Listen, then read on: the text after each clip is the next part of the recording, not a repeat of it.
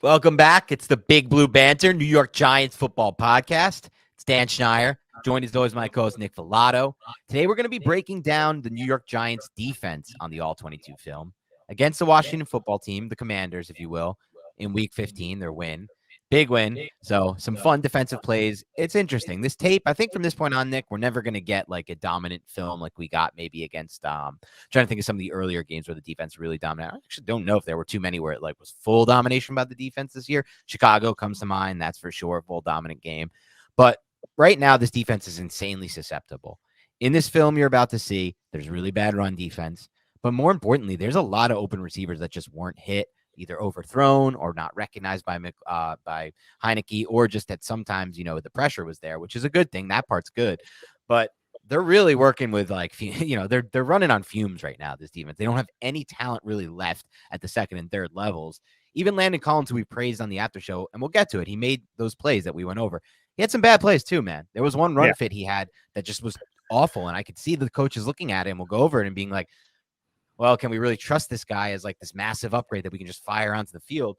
And yet he is seeing a lot of snaps, and I think he will continue to, because that's how bad the rest of them are. And so it's going to be interesting when they face good offenses. It starts this week against Minnesota and the Vikings. This is going to have to be a game, in my opinion, where the Giants are really letting it rip early in the passing game and just trying to compete and not trying to play their own style and grind it out. This can't be a grinded out kind of game, but we'll get to that in a preview show. So nothing on that right now. Let's dive into this game. I think my main takeaway before I turn it over to you, Nick, is that I wasn't surprised by this, but I didn't recognize it as much on the broadcast. And now it's easier to see on the film because you get to see the overhead angle.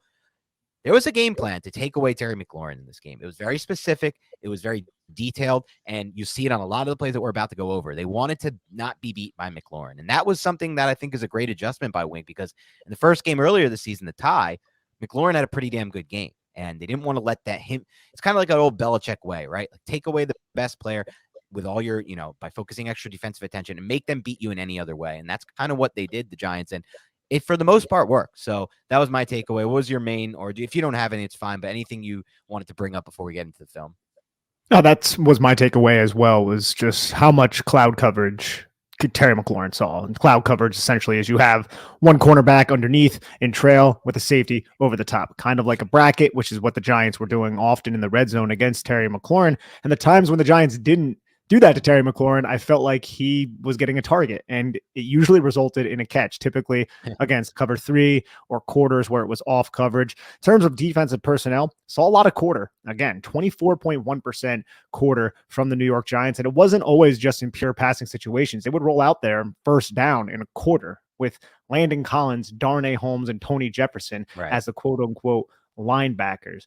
Like we said since the beginning of the year, Wink Martindale doesn't want to have these linebackers out on the field. And even when they do have those linebackers out on the field, they're still susceptible to the run. So I'm interested to see how the Giants defend Minnesota, how much quarter they use against Minnesota, and KJ Osborne might go off against the New York Giants or Adam Thielen, because I'm pretty sure Wink Martindale is going to cloud, bracket, double team Justin Jefferson all game. Yeah, as he should, in my opinion. So I think it's the best move he can have. And it's interesting to me that they're going with all these kinds of different quarter, sometimes like we're seeing, dime, quarter, nickel packages, a lot of quarter, because I think at this point he's kind of thrown his hands up in the air, Wink, and been like, well, what's the point of even having like a lot of snaps of McFadden and Jalen Smith when they are technically linebackers, quote unquote, but they're not actually able to, fit their assignments in the run often. They're out of place in the pass game often. There was a play this game where like Jalen Smith ran into a Giants defender during a mesh route and just like wide open. It's just like, dear God, how many times do we have to see it over and over on film before anything corrects itself? I don't think it will correct itself. It's not something that can be coached at this point. It's just simply a personnel issue they have. And that's why once we go back to the drawing board this offseason, I'd stand by it. Like all these positions need upgrades. I get it. There's a lot of roster holes, but if you don't do anything about this linebacker situation, the Giants are not going to be able to improve next year on defense. And so that's something really important to me.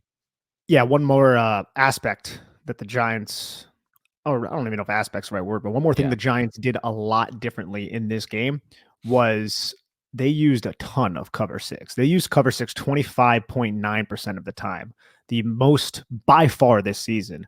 The only game that came even close, and it wasn't even close, was against Carolina in week 2, which was 11.1% of the snaps were in cover 6, which is quarter, half. That means it's going to be cover 2 to one side. So you're going to have that flat defender guy over the top. Hence, whenever the Washington Commanders were in a 3-by-1 set, they would run that towards Terry McLaurin to cloud cover him and then match him, and then cover 4 to the other side. So you're going to have the deep quarters on that other side. So cover 6 is a coverage that a lot of teams use. We haven't seen too much of it from Wink Martindale, but there was a ton of it in this game against Scott Turner and this offense. And maybe that'll be the same versus Minnesota with Jefferson. We'll have to see. So let's dive into the tape. We'll start with this first drive, which was a 10-play, 51-yard drive, very reminiscent of some of the drives the Giants have had on defense this year, where the opposing team marches it all the way into field goal range, and then with a series of either sacks or penalties or big plays by the defense, they knock them all the way out of field goal range and force them to punt. This drive should have been 3 points for Washington, and the Giants were able to turn it into 0 points. It's a really interesting thing that we've seen happen over and over with this defense, and it's definitely impressive. But it starts here with something you saw a lot. You're seeing a lot out of the pistol. That was something that a recent team, I forgot who now, ran against the Giants, and then they've kind of you've seen other teams copy it, and it's just counter, right? It's just what we've seen a lot. A five-man front for the Giants there, 5 people down on line of scrimmage, counter, 7-yard run, easy money for Brian Robinson. Yeah, Giants weren't really fooled by it. They're scrambling to get into position, but you could see how tight Kayvon Thibodeaux comes down, stays right off the ass of John Bates to intercept that play side guard. The H-back comes, pick up Jalen Smith, and this ends up being, like you said, a 7-yard run to start the game, even though the Giants, they're in position, the second-level guy. That's the problem, right? But it's Henry Mondu, man. Henry Mondu kind of aligns as a 5-tech with the tight end just outside of him, and he just gets kind of washed down. And also Dexter Lawrence is kind of on a 1 shade. He's not directly over the top of the center, but he's essentially sort of is. But that guard is over the bubble. There's no one over the top of the guard. So the guard has this easy access just to kind of block down on Dexter Lawrence. And then none of those backside pursuit defenders were able to actually get to Brian Robinson. So the end result ends up being 7 to set up a 2nd and 3. On the 2nd and 3, the Giants get caught in something they've been caught in a decent amount this year when they blitz one of the linebackers here. They blitz McFadden, which just leads to a wide open vacated zone for an easy check down to Brian Robinson. Check down, you think, 3, 4, 5, 6, 7 yards. Nope, an 18-yard gain. 18 yards against this cover 3 look. Jalen Smith, he gets his attention drawn by the tight end coming right across his face, number 82, Cole Turner. And Kayvon Thibodeaux is in coverage to the other side. He kind of sinks underneath. I believe that's Terry McLaurin. You can kind of see even early on in this game, the Giants are paying a lot of attention. Terry McLaurin aligned outside the numbers. Thibodeaux sinks to a depth to get underneath that route. But now you have 2 versus 1 against Jalen Smith. Heineke recognizes it, picks up 18 yards on a check down. And this is where the blitz goes wrong, right? I mean, look, if you leave him in coverage, leave him in assignment, then Heineke's going to have to try that field side throw to the receiver running at the bottom of the screen, that little just like comeback.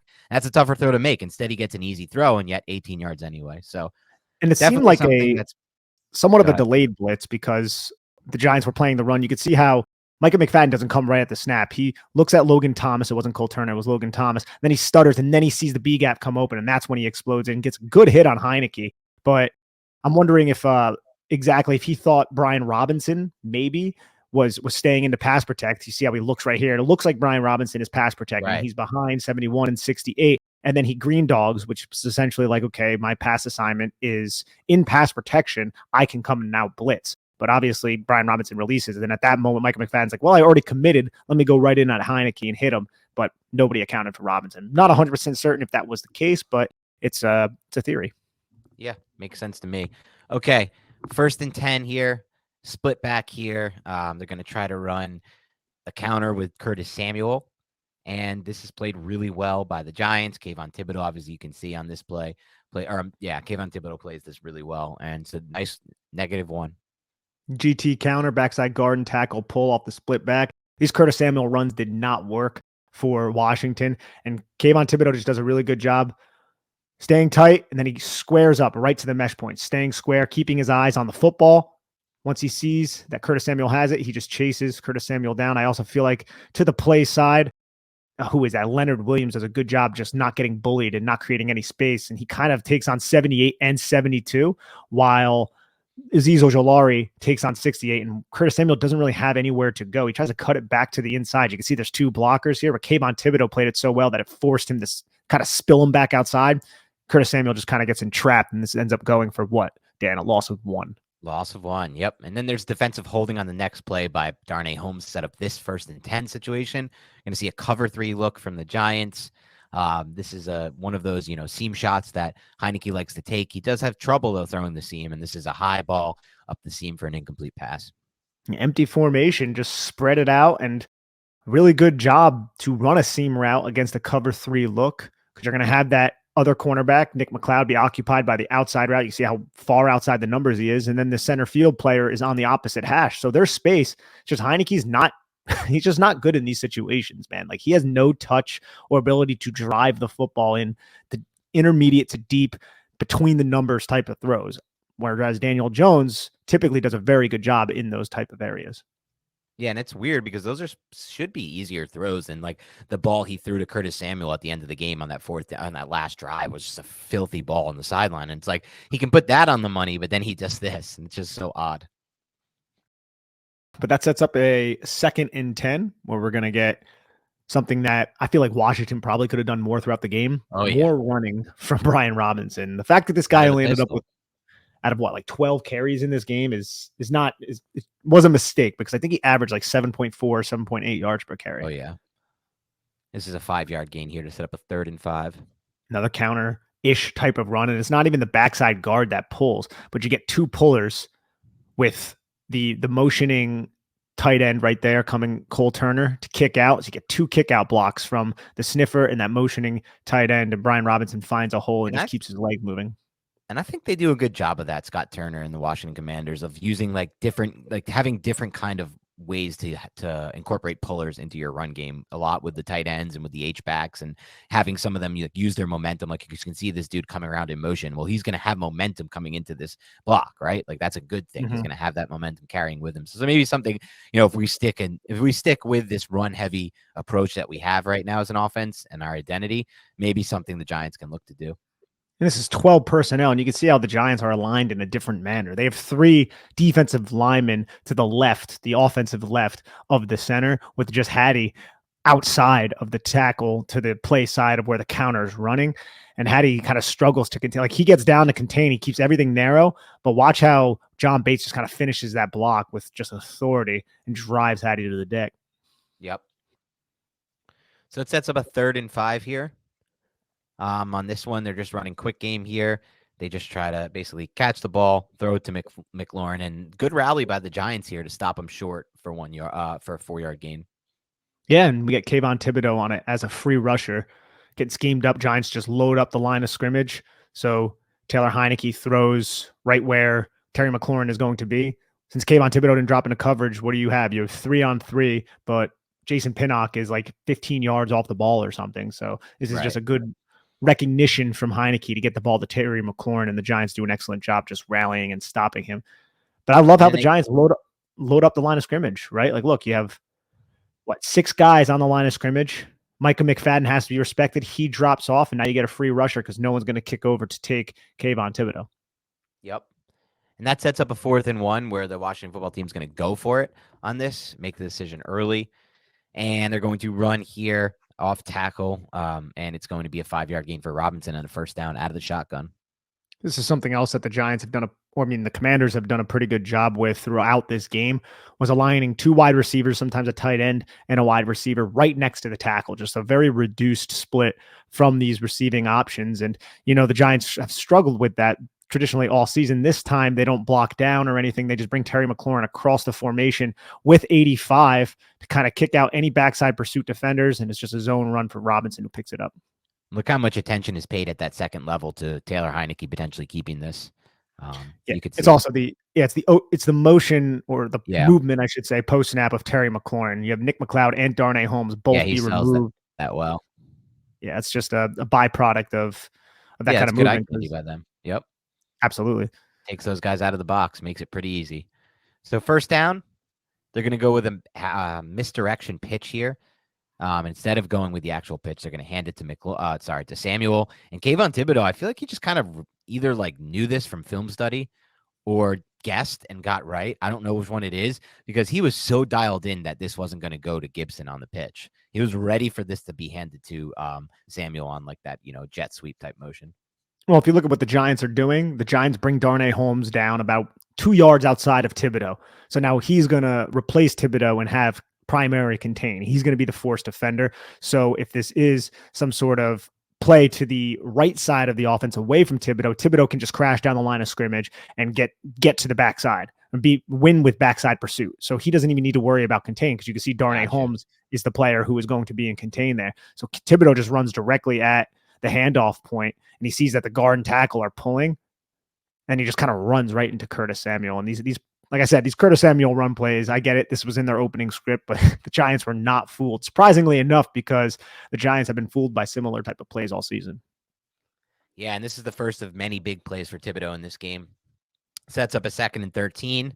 They're just going to see that you're going to see your first look of the attention the Giants are willing to pay to Terry McLaurin here with somewhat of a bracket coverage there, making sure he doesn't beat you here on this 2nd and long. And so it's pretty well covered across the board. And so just a check down from Heineke to Gibson. And I don't know, maybe if this was the design to potentially like clear out space for Gibson so they can get into a 3rd and manageable. I'm not exactly sure with those other 3 routes being pretty vertically oriented, I should say. But either way, it's a 4-yard gain. Yeah, 4-yard gain. Just Giants have both of those linebackers drop to a soft zone, just try to get in a reasonable field goal position, similar to what the Giants did with the Matt Breida play on their 18-play drive. But you can see at the top of the screen, that's Terry McLaurin, backside of a 3-by-1 set outside the numbers. You can see how Fabian Moreau, he's not working over the top. He is staying low and to the inside hip of Terry McLaurin with help coming over the top. You can see how that deep safety is dropping outside the numbers to cloud cover over McLaurin, paying attention to him. And this is the first case that we've seen of a cornerback and safety kind of double teaming him, because the last play we saw was Kayvon Thibodeaux in the cornerback. So obviously much different type of players there. Yep. Sets up a 3rd and 9 here where the Giants are going to come with a 5-man pass rush. That's an extra blitzer.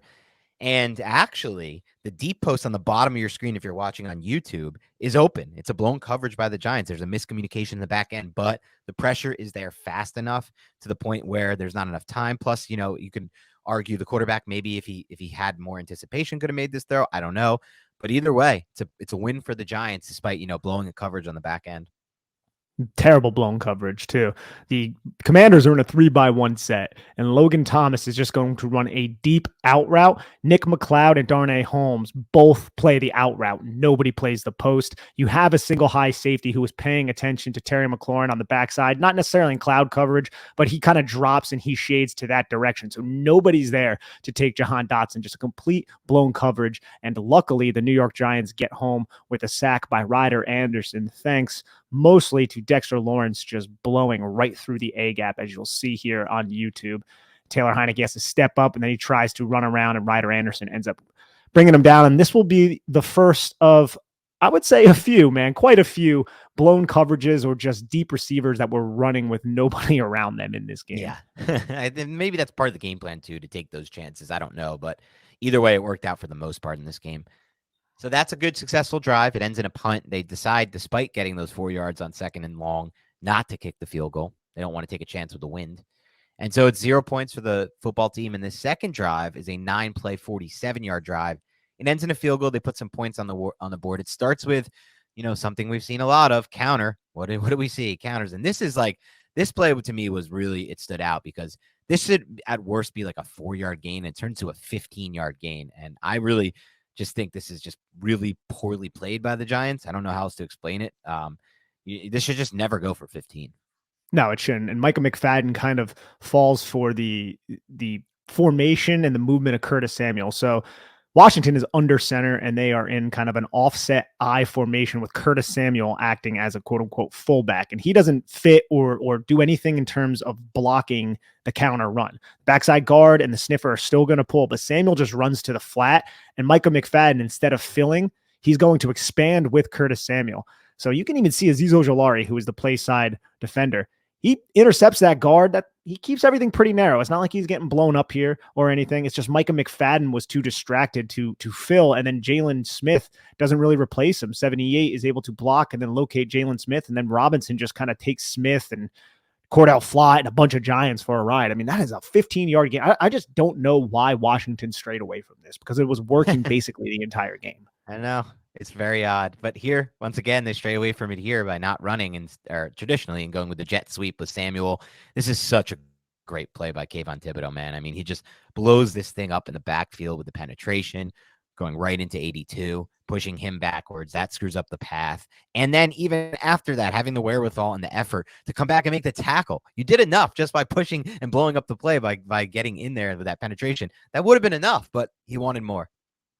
Yeah, I think this play was going to just be blown up regardless of the fact because Darnay Holmes doesn't really bite. He stays put. And you also have, or who is that? Julian Love, maybe? Julian Love and Darnay Holmes seem to be in position, or no, that's Tony Jefferson, my bad. But Kayvon Thibodeaux, man, he just blocks Logan Thomas right into the path of Curtis Samuel and blows this play up. And you got to love what you're seeing from this rookie that goes for 2 yards, but damn, dude, you don't see a lot of veteran players make plays like this. And Scott Turner was like, yeah, we'll just run this towards the rookie. He'll probably fall. No, not Kayvon Thibodeaux. And like you said, man, the effort to make the tackle. Effort is definitely a key word for Kayvon Thibodeaux throughout this entire game. And a little bit of breaking news, if you want to just pause the tape for a second. Breaking news that just came down. The Giants have released Tay Crowder. Wow. Damn it. You know what? I really wish you asked me who, because that would have been my first freaking guess. That would have been my first guess. Obviously, he runs his mouth, a couple weeks ago, and then they put him in the game and he surrenders a touchdown and he doesn't even see the field in this game, I don't think. No, of course he's not. Yeah. So it's not a surprise.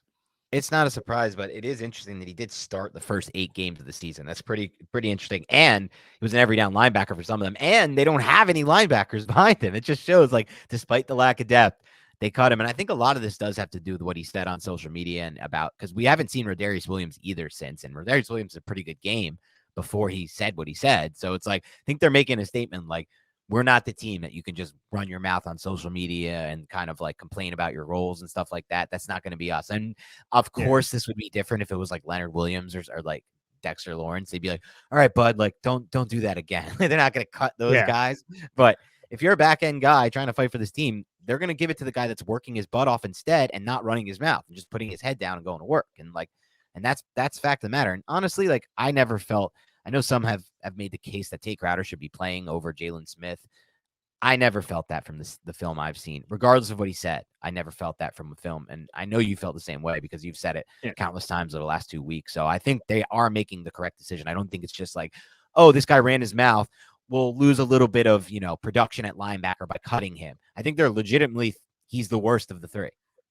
He definitely is the worst of the 3. And you might have Landon Collins be activated to this roster and off the practice squad. This is probably going to be the sign.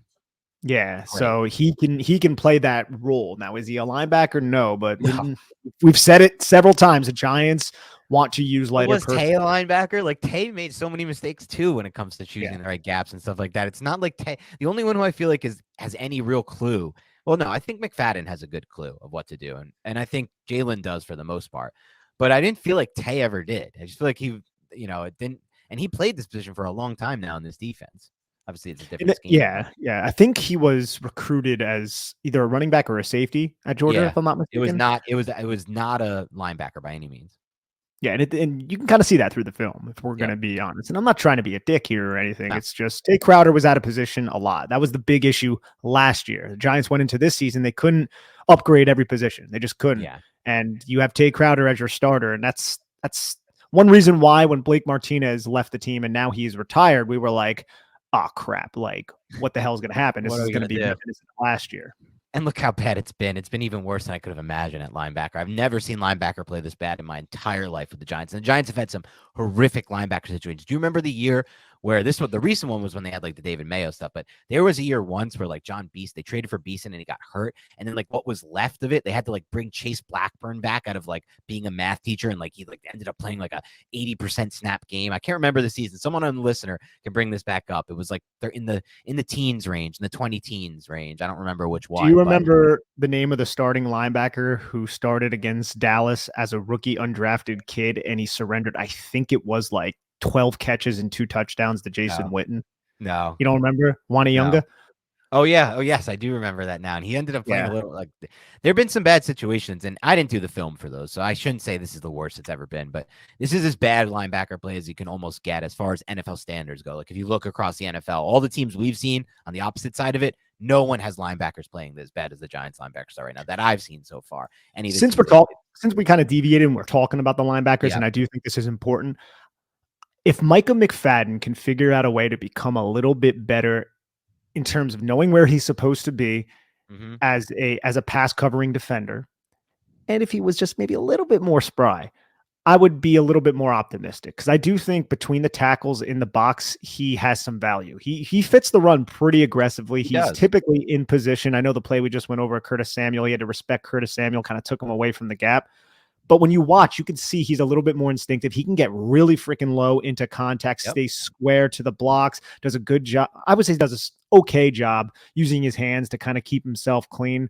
Whereas Jalen Smith, I think he can do that, but he's not always in the optimal position. He kind of struggles to scrape over the top and get himself into position. And then Tate Crowder, who is no longer on the team, he just really struggled to know exactly where to be. I felt like he was always just guessing a lot of guessing. And even someone like Jalen Smith, like they didn't even bring him in for training camp. Like they just brought him in the middle of the season, like a panic move. And now he's like playing out so many snaps. Like that's not ideal. But I don't think I think they actually did as much as they possibly could have this past offseason, given their limited resources. They tried to get to McFadden and Beavers. Beavers' injury really hurt them. They were really counting on him, and he was starting to take some of Crowder's reps. And he probably would have been playing a lot of snaps right now, to be completely honest. And so that was just kind of bad luck, and that's going to happen sometimes. But keep pouring those resources in because if this doesn't change, like if they just say, oh, McFadden will get better, we like what we see from Jalen Smith, and let's take another flyer on a fifth round, a day 3 pick, and then we'll just kind of hope Beavers returns well from injury. It's going to be rough, I think, again for us next year. And I don't think this defense can ever get to the next level if it has this kind of linebacker play, personally. And like we've said on other podcasts, look what Roquan Smith has done for Baltimore. Right. He has significantly upgraded that entire defense. And when you watch, and I know they didn't draft them high because Roquan was a high draft pick, and a lot of people argue against that. And I know they didn't draft them high, San Fran. Greenlaw was like a 5th round pick, and Warner was obviously a 3rd. But just watching that Seattle game last week on Thursday Night Football, man, those linebackers made so many plays, and they made such an impact on that game. And I know they have a good D-line too, but we have a good D-line too. And yet we have so many issues at the second level because no matter how good your D-line is, if your linebackers are that bad, it's not going to matter. But when your linebackers are playing at that level, the Greenlaw, Warner, and I heard what's his name talking about it, one of the announcers, I forgot who. He was on one of the podcasts I listened to, and he calls the games, and he said he had an opportunity. Who was it? He said he had an opportunity to talk to like D'Amico Ryans about what they do. And he's like, I came away from that, like just with such an enlightened view of like what the responsibility, like every single play, Greenlaw and Warner know they have responsibilities on every single play, a ton of them each, and they play the responsibilities so freaking well. It's not just like diagnosing them. I'll have to go back and listen and talk to you about it off pod or maybe bring it up on another, but it was just something interesting that stood out about how like locked in and in tune those guys are. It's not just that they're like freak athletes. Warner is, but it's not like Greenlaw is like some like unbelievable prospect that just like you couldn't miss and somehow he dropped around 5. He's just really heady and really instinctual, and he's playing and he knows his role within the defense and he plays it really well. And just, I don't know, watching that team, their linebacker play stood out. They're smart. They're very smart. Yeah. But back to the second play. This is the 2nd and 8. This time you see maybe not the best discipline from Kayvon Thibodeaux on the zone read, and it leads to kind of a wide open lane for Taylor Heineke to run around. Good block on the edge too by looks like the puller, one of their tight ends, I think, or an H-back. It looks like one of those two. I don't remember. Cole Turner takes out Cordell Flott. Yep, does a good job blocking Flott on the edge, and it's a 9-yard gain for a first down. I think Thibodeaux thought he was going to get cut here by Cole Turner. Mm-hmm. Remember, that's how he was hurt against Thad Moss in the preseason. Turner just runs around him, and then he's like, oh, crap, I lost contain. I don't think this is the only time Thibodeaux loses contain in this game. He had another one where he kind of did too, so something to monitor, but he's typically really disciplined. He's just trying to make a play, and I'm sure he'd be the first to say, I got to do better there. Yep, sets up at 1st and 10. They're going to run jet motion here, and they're just going to run a stretch run off of it to Gibson, and it gets 4 yards. 4 yards, and Azeez Ojulari. They're running at Azeez Ojulari a lot in this game, but I felt like he did a better job in this game against a pretty good rushing team than he has in the past. Yes. Here he chips Terry McLaurin, and then he works to the inside of Charles Leno and locates Antonio Gibson right in the B gap to make this tackle.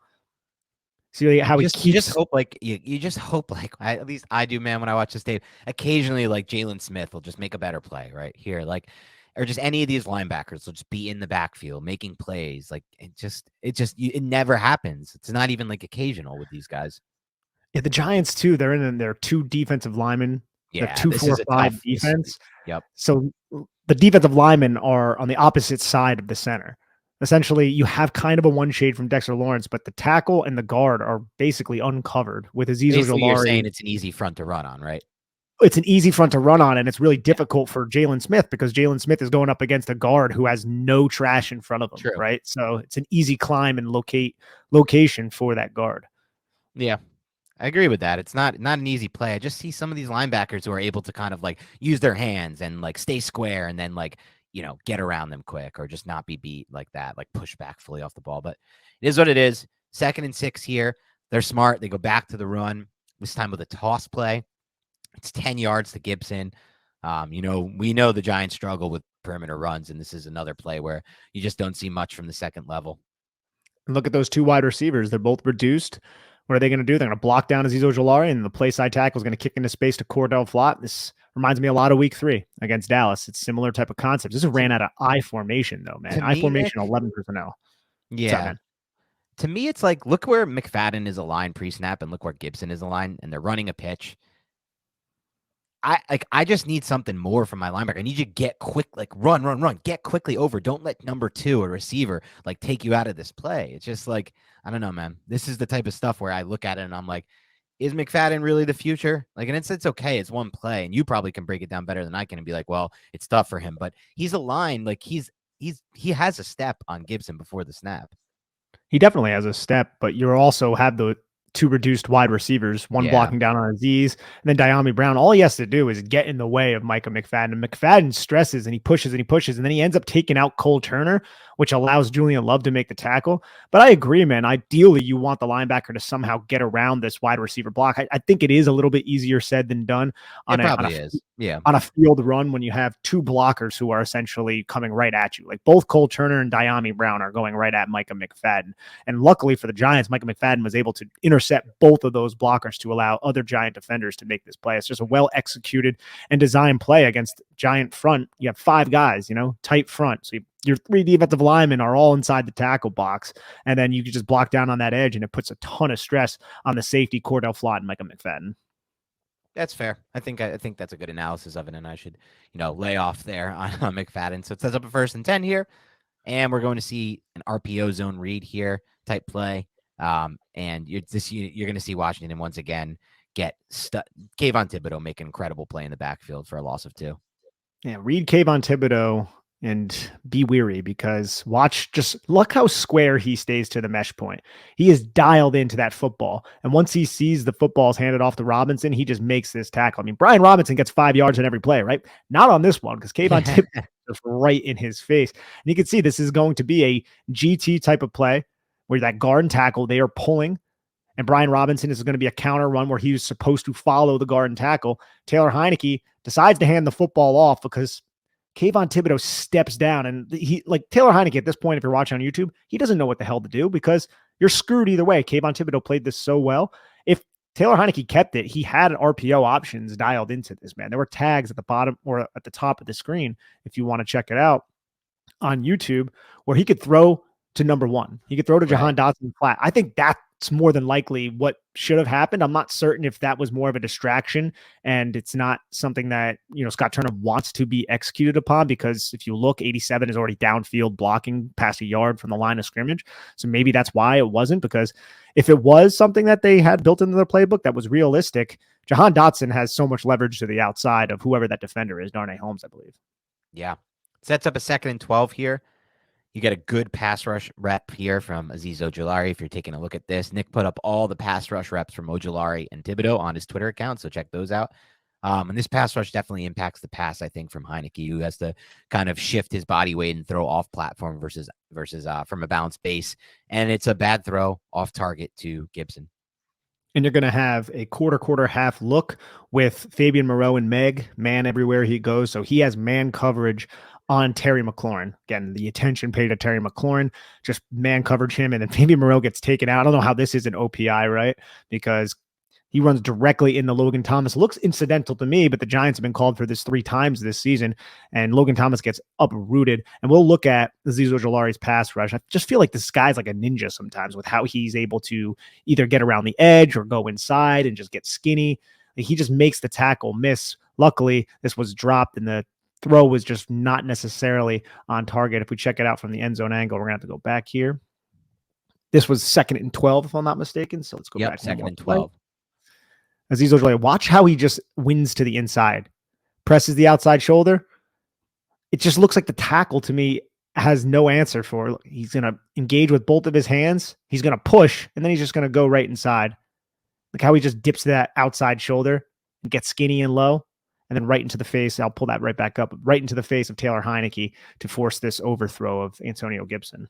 Very well done by Azeez Ojulari there. And the result of that play is an incompletion. Then there's a combination of 2 straight false starts by Washington, set up a 3rd and 22, where they're just going to kind of check down and get into field goal range. Yep. And I'm surprised the Giants surrendered that, but they just were looking to hold them to 3, I guess, because the Giants didn't even really align anywhere near. Yeah, they really were playing that. Like, we just don't want to get you to get the first down or a big play. So 3 points, and then it sets up the 3rd drive. This is a fun one for Giants fans. This is the one with the strip sack, forced fumble touchdown, but it starts off here with a little single back split zone run here with a fake end around with the jet sweep motion. Doesn't fool the Giants much. And it's a 2-yard gain here. This is a very good play by Jalen Smith. So watch 54 in the middle of the defense. He's going to see that there's a gap opening right off the ass of Justin Ellis. Right now, he is looking at the running back. So he positions himself in the A gap, forces the cutback, and then works around to make the tackle. It's a very good play by Jalen Smith. Yeah, this is the type of linebacker play you want to see on a more consistent basis right there from Giants. It's a flash, and it's something to build on, hopefully. And that's a 2-yard gain. And then Kayvon Thibodeaux just olays this cut block by 87, John Bates.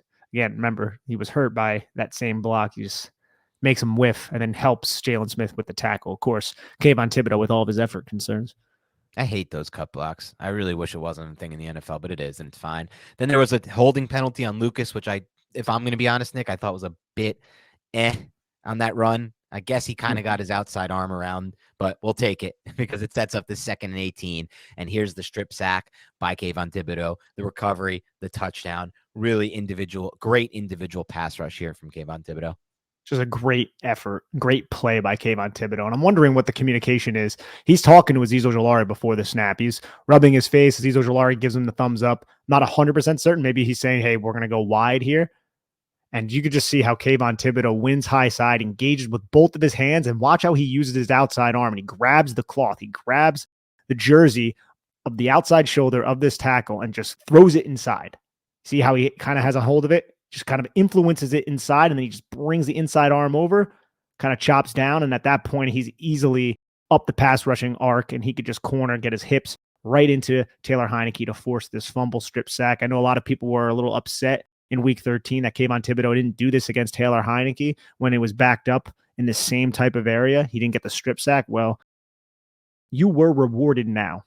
Hey, exactly. We all were. And that's a touchdown for the Giants, 7 points in a game where they'd only have one offensive touchdown. So it's insanely necessary for them to get a defensive touchdown. The first defensive touchdown of the year for the New York Football Giants. Pretty insane. Exactly. Came at an incredibly important time. That sets up this 4th drive, which is a 6-play, 28-yard drive. And it's going to start with a 1st and 10 look here where they got Collins in the box. So this is kind of the example we were talking about earlier when we started the podcast.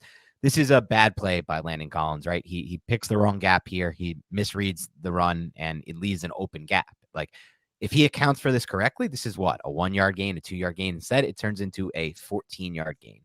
And I'm not really sure what the hell Collins is doing. So the Giants are in this penny front. Penny front means 5 guys on the line of scrimmage, 1 linebacker, but you have Collins acting as a linebacker here. But you can technically say it's not a penny front because he's in the box, but regardless, he's a safety. He's down in the box.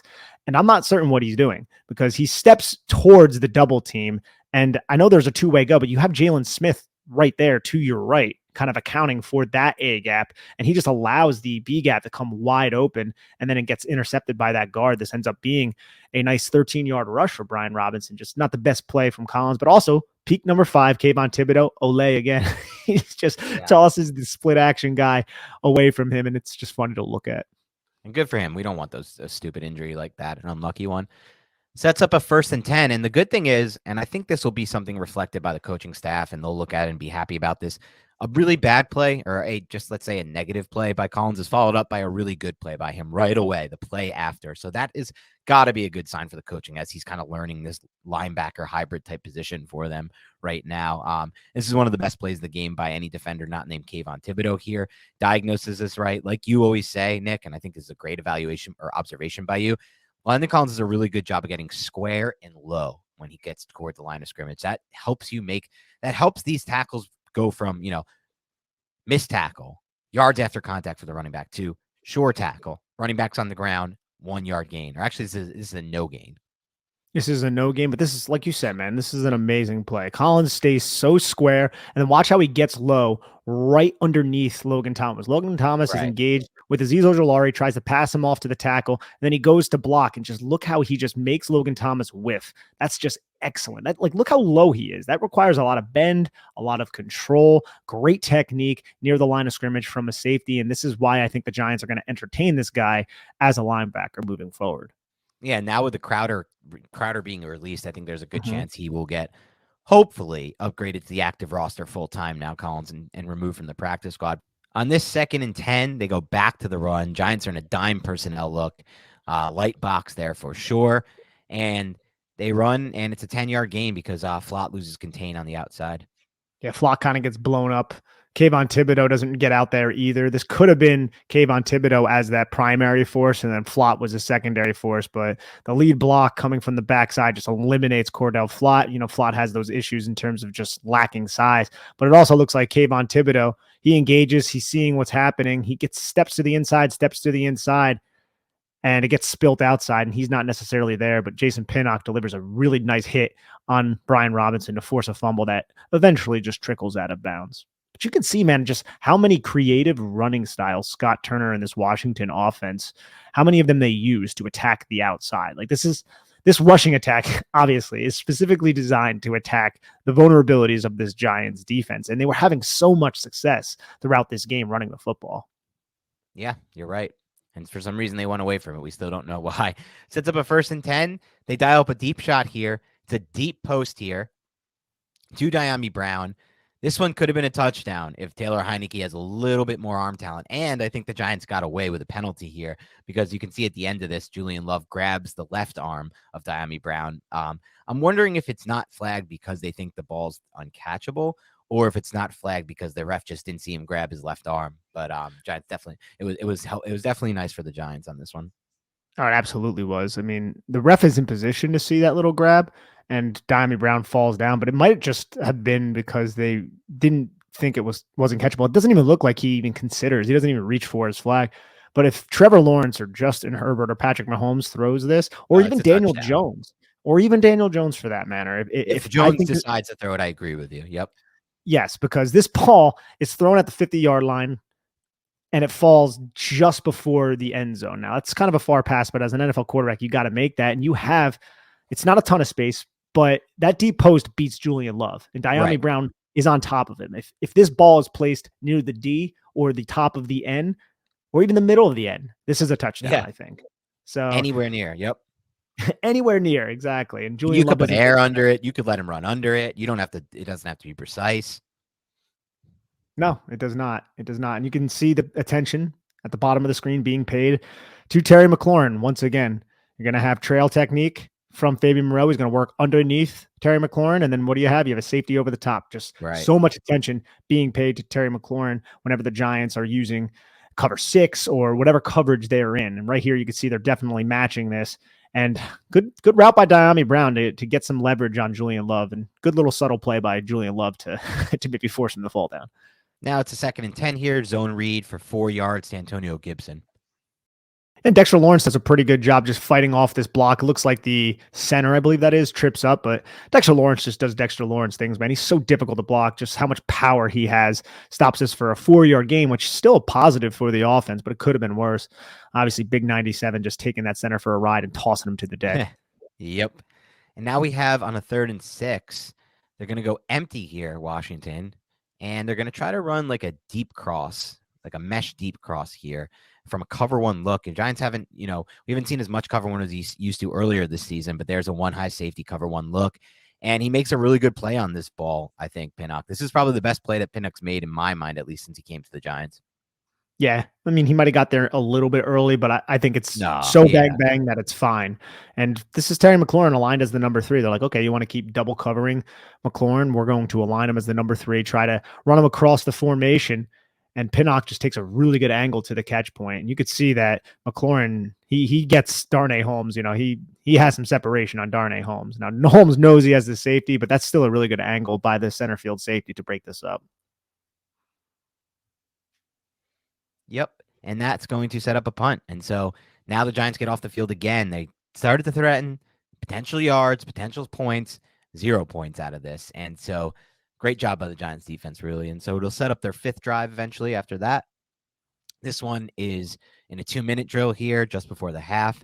They go 5 plays, 15 yards, and the Giants force another punt here. This one, they start to get a little more aggressive in their play calling, I thought. And here starts with the 3-by-1 mesh. They try to run a double post on the top of your screen if you're watching.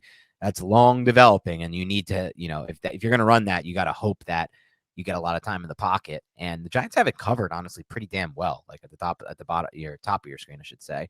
And so nothing available. The twist up front gets there, and the pressures forces a errant throw. Yeah, the cover 6 worked again. The Giants are finding a way to kind of confuse Taylor Heinicke and hopefully remove some of those deep passing options while generating a 4-man pass rush with twisting. And that's something that the Giants do on this next play as well. They twist up front with 4 guys. It's just Taylor Heinicke hits Terry McLaurin off leverage type of coverage in the cover 3 for 10 yards to move the sticks. Yep.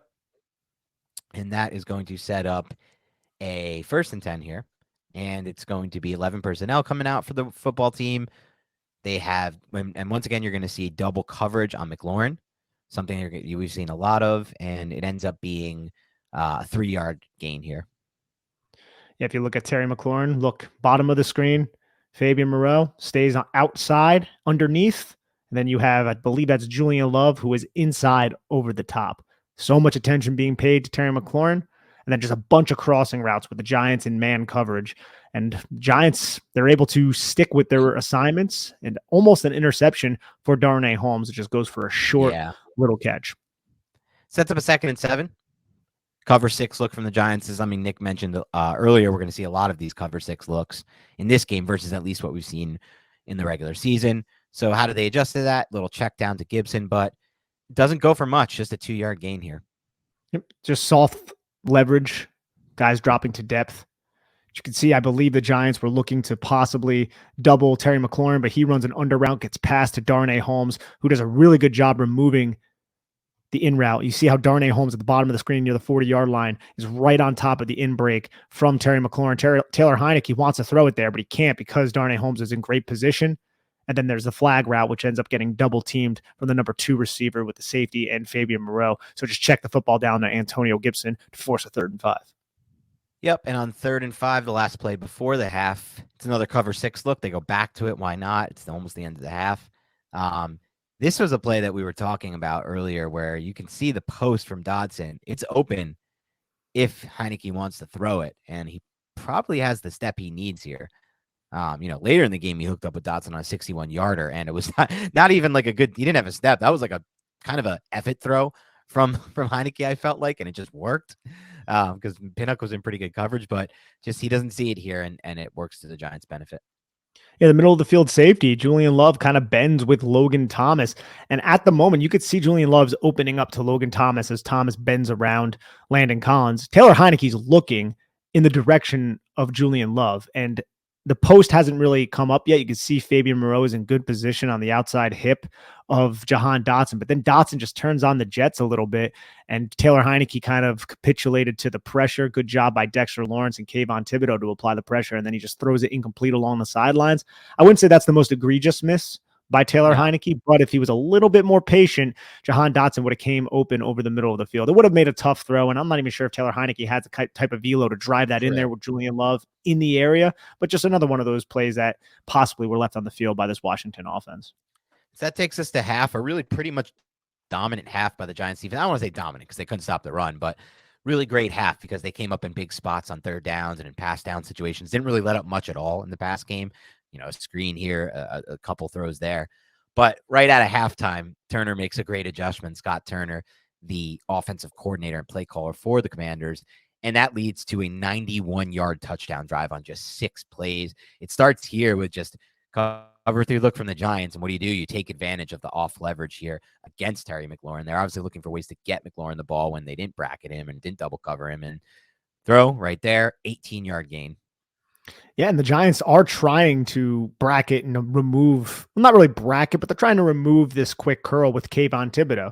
Kayvon Thibodeaux, he's going to be in the box. He is not on the line of scrimmage, but Kayvon Thibodeaux has to respect all of this eye candy. You have 2 H-backs who are flowing. Kayvon Thibodeau's the will here. And then you have Taylor Heineke going to the mesh point, and that's just going to hold Kayvon Thibodeaux long enough to allow Terry McLaurin to catch the football against Fabian Moreau, who is off and over the top. So easy 10 yards or 18 yards, I'm sorry, but move the sticks for Terry McLaurin. This was, like you said a little earlier, just a great design drive by Scott Turner. I felt like he had an answer for everything the Giants were doing. For sure. And then on 1st and 10 right after it, they run play action here for a 13-yard gain to Terry McLaurin. And another play to Terry McLaurin, but this is single back pistol. You're going to fake the counter, have Taylor Heineke hit his back foot, and you can see how the linebackers are biting up, but then they're roboting. They're going to find, and Jalen Smith positions himself in a good spot to remove Terry McLaurin, but McLaurin just does a great job just finding space by running towards the numbers in front of the safety to make this catch to go for 13 yards. And that sets up another 1st and 10 here. So that's 2 plays, 31 yards. And they run an end around with Diami Brown. And obviously the jet sweep and end around and all that stuff was played really well in the first half by the Giants. But this one, they catch the Giants off guard, and it's a 15-yard gain. I feel like, man, every Giant bit for this end around except for Jason Pinnock, who was the deep safety. And at this moment, you can see Pinnock is already kind of taking off to cut off the angle of Diami Brown, whereas everybody else doesn't. This could have been like a touchdown run. Because the Giants blitzed both Jalen Smith and Micah McFadden. So everybody is at the line of scrimmage except for Nick McLeod, Fabian Moreau, and Jason Pinnock. Nick McLeod is on the opposite side of the field.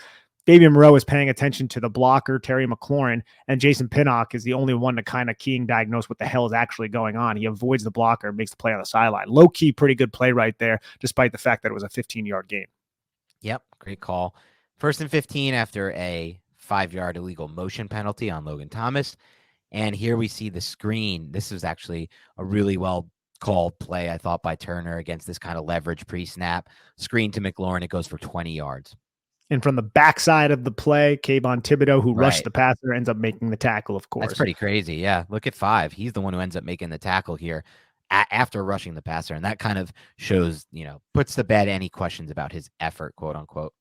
Yeah, those were put to bed during his college film. Right. We beat that drum so long, but this is a well-designed and well-executed play by Scott Turner and his offensive unit. And you could see, just like you said, man, look how far off these defensive backs are. Just press upfield, get the football to McLaurin, and allow him to run underneath a bunch of flowing blockers. Another 1st and 10 coming up after this one. And this is a play where it just kind of looks like Jalen Smith gets a bit lost on it, ends up running into and picking Nick McLeod on this play, which essentially then takes 2 Giants defenders out of the play, leaving this gaping opening here. And it's only an 11-yard gain on the drag to Dotson. This could have been even worse when you have 2 Giants defenders running into and picking each other. I said this same exact thing, Dan. I was like, how is this only 11 yards? Yeah. But Julian Love just does a really good job kind of coming from depth and just forcing Jahan Dotson out of bounds. He's the middle of the field closed safety, and he sees this go on. And at the catch point, you can see there's a lot of space between Jahan Dotson. There's 13 yards between Jahan Dotson and Julian Love. And he's able to just come down and force him out of bounds for only 11 yards. But excellent play action rollout call because the Giants were over pursuing the run basically all game because they were gashed. Good point. And then it sets up the 1st and 10. We have a 5-man pass rush, and then it kind of turns into a 7-man green dog pass rush. And this is just a good opportunity then to hit the post. And that's what they do. Heineke throws a pretty good ball here to Dotson on the post. And it's a 15-yard touchdown here. Giants go back. It's a 21-yard touchdown. Yep. Giants go back to a cover 3, right? And you have Taylor Heineke. This is from the far hash. He rips this post with Jahan Dotson, who's aligned just outside of the numbers. So you have Nick McLeod, who's kind of playing inside leverage or just trying to not force him inside. You can see how he turns to the outside. Good job by Jahan Dotson to sell an outside break, but then explode back to the inside. The safety is being influenced in the opposite direction because of 2 deep routes by Cam Sims, I believe that is, and then the tight end, Logan Thomas. Dotson just is able to get McLeod twisted and catch this football right before Pinnock can get there to knock it out. Very well executed play. So a touchdown for Washington here. Their only touchdown of the second half on offense. And that sets up the 7th drive here right after it, which will be a 3-and-out by the Giants defense. They had a tough spot here in 3rd and 3, and you get a really underrated overall play in this game by Landon Collins. The play he makes in the box, that stops this whole drive. So we'll start here with the 1st down play, which is just another counter run for 7 yards. Yeah, they went back to the run, luckily, and then they try to catch the Giants sleeping on the second and is it 2nd and 7? I think there was a penalty, was there not? Yeah, there's another penalty. Yeah, but Jalen Smith, you can even see how Brian Robinson he hits Jalen Smith and he just keeps running, and he's running through like both the Giants linebackers at this point on this counter run. Micah McFadden's right there, so is Jalen Smith, but Brian Robinson just through pure sheer strength and will is able to pick up 7 by running through the faces of both the Giants linebackers. Not a great look. Yep, and that sets up this 2nd and 7 that Nick was just referencing, which is a flea flicker. Who sees a trick play right now? We haven't had many trick plays run against the Giants. We get one right now, flea flicker to try to catch him off guard. Deep shot here. He's got a step, but the ball's just slightly overthrown. It's a tough play. There's 2 guys on the targeted receiver, Diami Brown. You just want to try to use this kid's speed.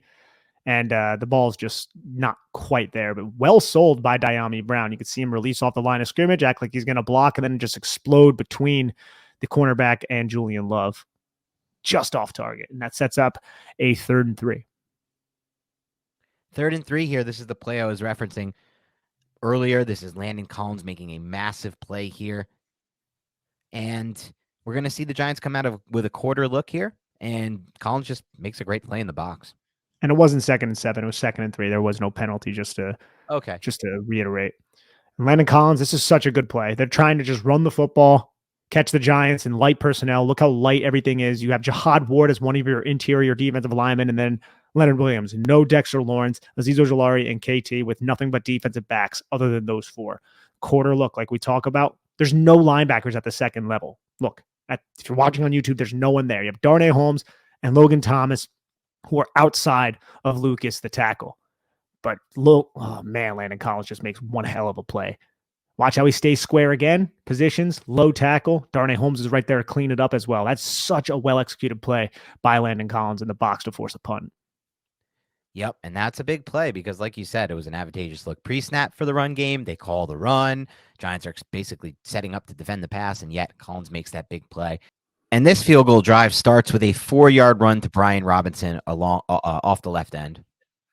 Yep, a nice run where Cordell Flott, Kayvon Thibodeaux end up making this tackle on a little bit of a halfback pitch. Felt like Kayvon Thibodeaux does a good job taking on the block of John Bates and another tight end, and then he sets to the inside, locates Brian Robinson, and then just helps collapse, whereas Cordell Flott, not necessarily known for his run support, comes downhill, is very patient. Watch how he stays square and just stops at this moment, sees that Brian Robinson is not bouncing it outside, so he shows a little bit of just patience here because he could have went right into the hole, but then that would have allowed Brian Robinson to bounce outside and the Giants wouldn't have had contain. So very smart, underrated play from Cordell Flott to help Kayvon Thibodeaux with this tackle and not put himself out of position.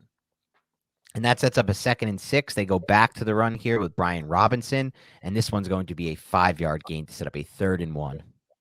Justin Ellis gets really good penetration at the line of scrimmage, and so does Leonard Williams. And there's really nowhere for Brian Robinson to go because Nick McLeod comes downhill and sets a firm edge on a wide receiver. But watch how he just bounces Brian Robinson bounces it back to the opposite side, absolutely jukes out Landon Collins and makes him look really silly. And then Jalen Smith and Justin Ellis end up making the tackle. There's some highlight plays here from Washington. You can see Darnay Holmes just get tossed by a guard, which, that shouldn't be something that is crazy. But Darnay Holmes gets eliminated. Brian Robinson makes Landon Collins look absolutely stupid. That is Crimson Tide on Crimson Tide right there.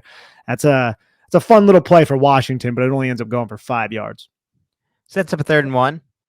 And we're going to get a 15-yarder here from Taylor Heineke. Just a tough spot for the Giants here. You think you're going to get a stop. You're going to try to get off the field.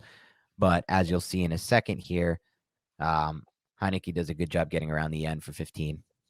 This is a similar play that the Giants ran against Chicago a bunch of times. It's just a play action, naked boot. And look at the Giants formation. The Giants are expecting quarterback sneak. You have Ryder Anderson in the A-gap, Justin Ellis over the top of the center, and then Leonard Williams basically over the top of the other guard. Everything is very tight. They are preventing a quarterback sneak.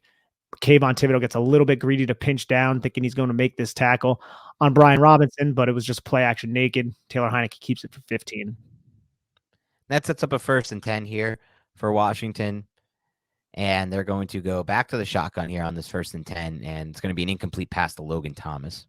Yeah, we're going to get a shotgun play action, just a little out route from a 3-by-1 nub set to Logan Thomas out of 12 personnel. And Thomas should have caught it, but it wasn't really positioned well by Taylor Heineke. Nick McLeod was in the area in the cover 6 type look. Incomplete pass. Yeah, not a great ball placement there from Heineke. Sets up a 2nd and 10 here. The Giants play this really well.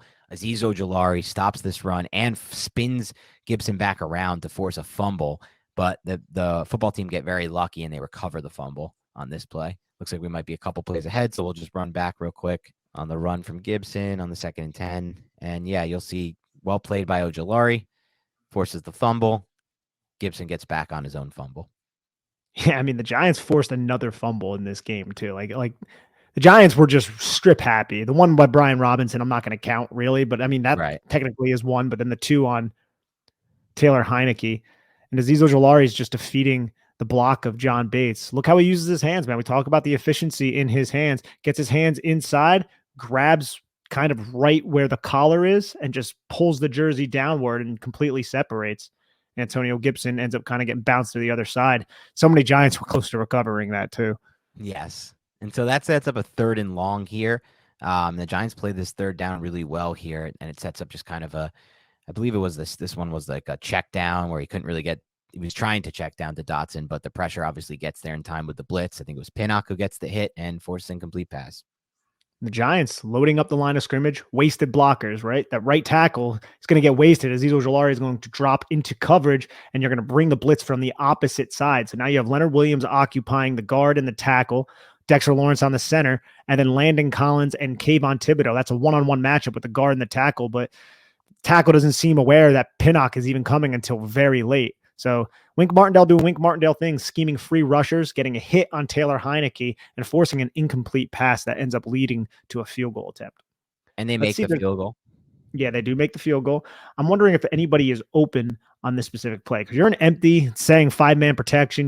Wink Martindale's licking his chops. And if you look at the top of the screen, there's a blown coverage because the Giants are going to run cover 2.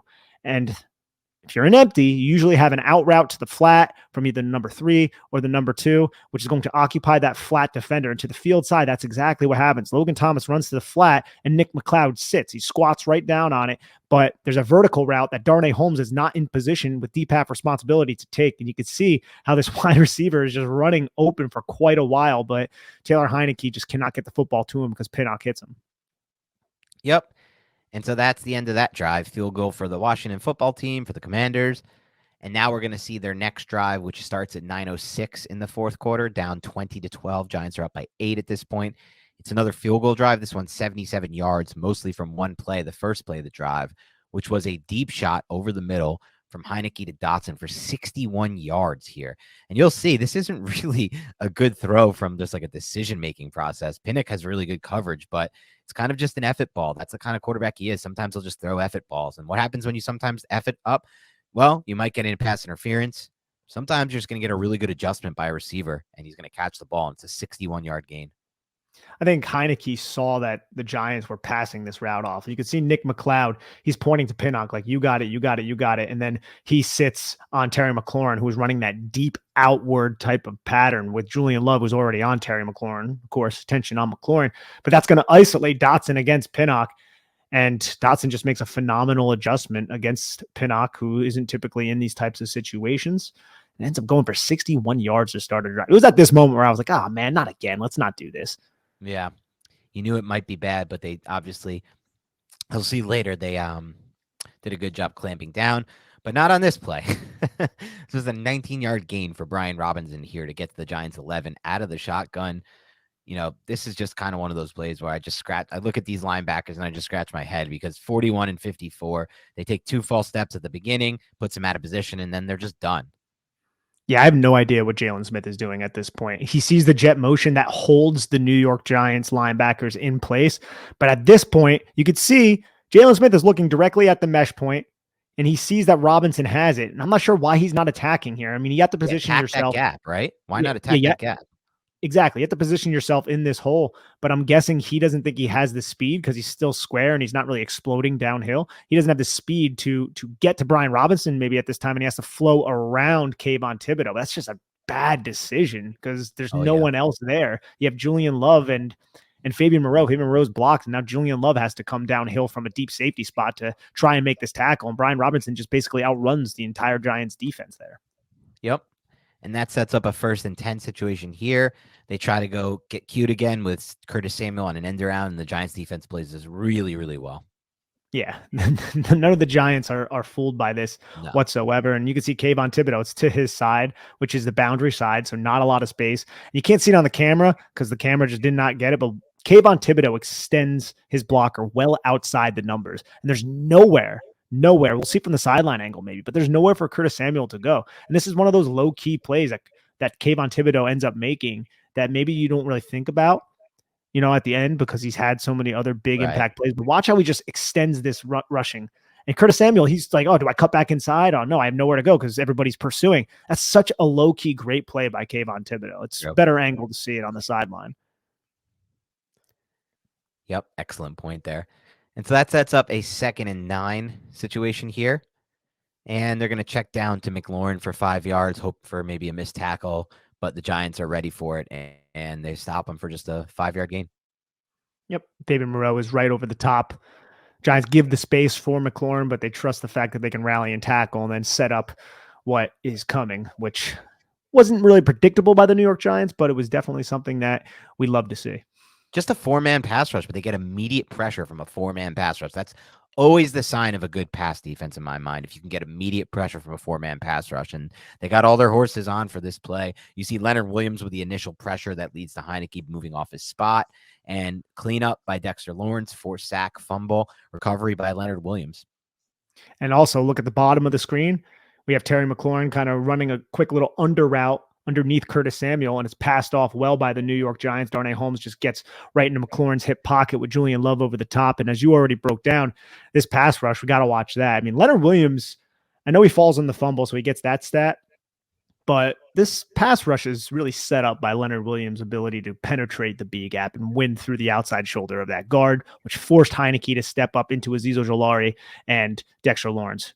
Fumble ends up kind of coming out. I thought initially, I was like, dude, I think that's a fumble. And then once I saw the replay, I was like, dude, you got to challenge that. I thought the ball was out before even the replay. So I was happy to see it ended up being the case.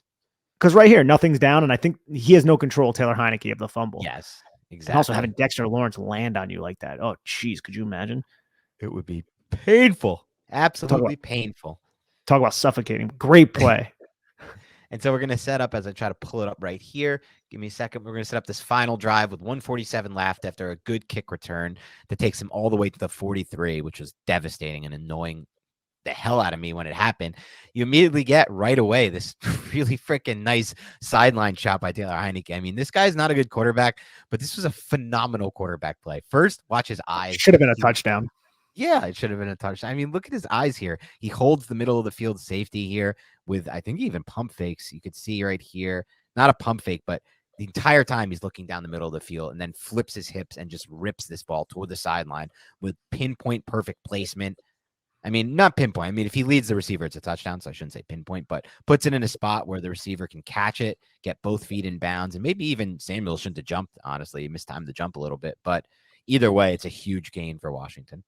Great play call too. You have the bending seam that occupies that safety. Giants are in a cover 6 type of look again, quarter, half. Run a bender towards the deep half safety, and then just have a vertical route by Curtis Samuel, get around Darnay Holmes, who was in the flat, and now there's nobody to account for Curtis Samuel.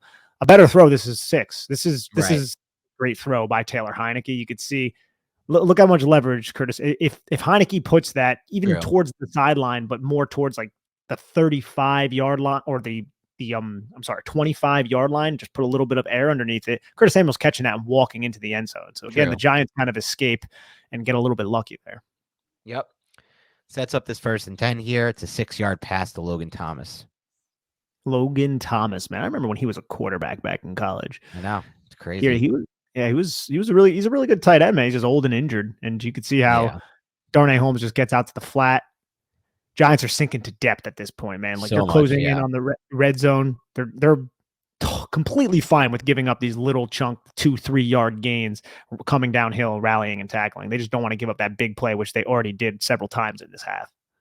And a big play is about to come too, because right after that little 6-yarder, the first ball maybe wasn't a great throw by Heineke. This was a phenomenal throw by Heineke on an out here for 14 yards. I mean, anticipation, ball placement, sticky coverage. I mean, he is draped in coverage. This is as good as you can ask for from the Giants defensive back against Jahan Dotson, but it's great ball placement. And it's a great throw. It's the best throw in the game. And I hate to say that, but it's true. This is without a doubt. From the far hash, Taylor Heineke is throwing to the number 2 receiver. He starts to throw this football. He's winding up to throw the football before the receiver's out of his break. And Nick McLeod is in perfect coverage. You have 2 man under, 2 deep safeties. Just throw it towards the sideline, and that ball placement is elite. And I know Taylor Heineke is not consistent with these types of throws. And he's not really a guy with a big arm or a lot of velocity, but this ball is just ripped right where it needs to be. A wildly good throw. Sets up the 1st and 10 here. This is when the Giants bog down. It starts with an incomplete pass in the middle to Dotson. And Dan, when your number's called as a relatively unknown player, you have to rise to the occasion, because Nick McLeod, the entire narrative around this kid could have been changed if he held on to this. That hits him directly in the hands. Like a phenomenal play by McLeod to undercut the receiver, but you just got to secure the football in these high leverage situations. Washington got away with 2 things: a bad snap that was handled by Taylor Heineke, and then just a terrible decision by Heineke to throw this football where Nick McLeod was right undercutting it. Yep. I think he kind of got screwed up by the bad snap here and just kind of fired it into a spot here, Heineke, but this was a bad decision and a great job. Great play by McLeod. You just got to finish it, and you got to catch that. It's right in your hands. McLeod already fell for one double move from Jahan Dotson, so I don't think he was really falling for this again. And he's able to kind of turn. It looks a little sloppy, like he's off balance, and there might be a little bit of a hook, but nothing too egregious. And he just undercuts it, football in his hands, and then he just drops it to the dirt. But yeah, I think you're right, man. Heineke just knew that he was going to have that post. He saw the safety step up, and he didn't think that McLeod would be able to kind of turn and work himself back in phase and underneath that route. And that sets up a 2nd and 10 situation here, where this is the play where Heineke scrambles. As you'll see here, it really looks like he has a really good lane here for just the touchdown with guys ahead of him on his own team. But Kayvon Thibodeaux, who dropped in coverage, makes a really good high effort play and stops him at the 1-yard line to save the touchdown. This is just an insane play by Kayvon Thibodeaux. And honestly, it should have been a touchdown by Taylor Heineke, and not because Kayvon Thibodeaux, and it's not because of it would have been at fault of Kayvon Thibodeaux, but there's a cutback lane. He has that lead blocker, but he tries to go for the pylon like he did in, what was that, the 2020 wildcard game against the Buccaneers. You can see the Giants have a lot of pressure. Kayvon Thibodeaux, man, that's such a great play, such a good effort. But if Taylor Heineke, and I know this is Monday morning quarterback, but if he just cuts back inside of Jahan Dotson, that's going to be 6. Right, just a run along his ass, cut back inside, get vertical, and run on his ass. Because Thibodeau's already coming full speed towards that pylon. Right. It's great individual effort. But yeah, I mean, that was close. That was definitely a close one. Then we have the penalty right after this, the debated penalty with Terry McLaurin not lining up correctly on the line of scrimmage to stop the touchdown run. And that sets up a 3rd and 6 situation here for the Giants defense. And this was the almost sack. that would have, ran the clock and put them in an even tougher position. He just gets the ball off here, Heineke, and is able to throw it into the dirt. That Azeez Ojulari, man. Azeez Ojulari. A lot of people talk about Kayvon Thibodeaux, rightfully so, but Azeez Ojulari is a very exciting player too. You see how he has some power right there, just pushing 78 back into the pocket, but also staying to the high side of the pocket. And once Heineke thinks that he can evade, he gets his hands on him and drags him to the ground. Incomplete pass to set up this controversial, I guess we can say, fourth down play. Yeah, final play of the game here. It is pass interference. We're objective here on the Big Blue Banter podcast. We know what pass interference looks like. But, I think as Nick said in the reaction pod, and he was correct, the effort by the D-back to kind of take his hands off and then jump without, I don't know. It kind of doesn't even look like that on the film, but I guess he kind of shows at the end, like here, he'll hug him and then he'll kind of come off real quick and then jump again. If he never took off, maybe if he never got his hands off the hug formation, it would have been called. But the fact that he did, I don't know, they just kind of got away with one. They definitely got away with one, but I do think if Darnay Holmes doesn't come off the hug and get his hand on the football at the catch point, this would have easily been called. It's the effort that Darnay Holmes showed and displayed playing the football with his eyes and then his hands, even though the receiver was in better position to make it. But still, you can't get away from the fact that he was holding him like the entire time. Yeah. But the Giants got away with one. And also we see Dexter Lawrence get snatched and trapped by the guard, man. Dexter Lawrence having his way with his offensive line all game, but he gets snatched and trapped to the deck by the guard, you could see. And then Dexter Lawrence rolls over, throws the guard off him, gets back up, gets a pressure on Taylor Heineke, hits him, and the play goes incomplete. But man, Dan, this is I feel like, and I know we're Giant fans, so obviously we cover this team. We're next to this team. Calls like this have always, or seem to go against the Giants, but this is one where I'm like, dude, Giants got away with one here. We got one, and it's fine. We're gonna take it. All right, let's roll into some. Yeah, F it. Let's roll into some superlatives here, Nick. Let's start with your highest effort player on film. That one I'm curious about. Yeah, I think it's kind of easy, actually. It's Kayvon Thibodeaux. The guy was everywhere. I was going to say the same thing. Too many backside tackles. Like you said, the one play where he rushes the passer, comes all the way back to stop that Terry McLaurin screen. That is enough for me to give him that. Dude, he had like 5 of those. Like, I might actually just cut him up. I just got to find the exact plays. I'm going to cut him up, put him on Twitter because that narrative doesn't exist anymore. But it was less than a year ago when it was cultivated. It's true. That is true. Right.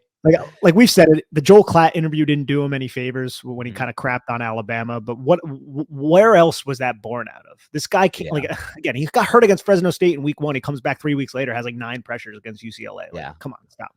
Exactly. How about your unheralded player on film? I wonder if it's the same. So far, we're 1 for 1. I think we're gonna have the same one here too.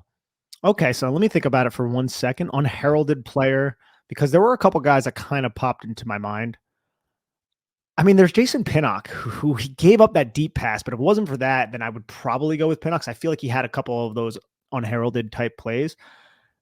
But I'm going to go with Leonard Williams because everybody's talking about all the other pass rushers. But Leonard Williams, I feel like, had a really good game as per usual for him. And he was somewhat of an impetus to a lot of these big plays. So I'm going to go with Lenny. That's a good pick, and I think that's correct. He had a much better game, people realize, on the tape. But I'm going to go with Landon Collins, the 3rd and 3 stop he made there. That is such a tough play to make. The box was so advantageous to a run.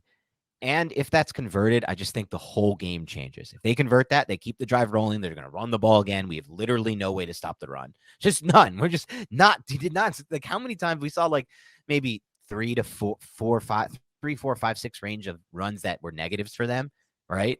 And everything else was like 4 yards at least.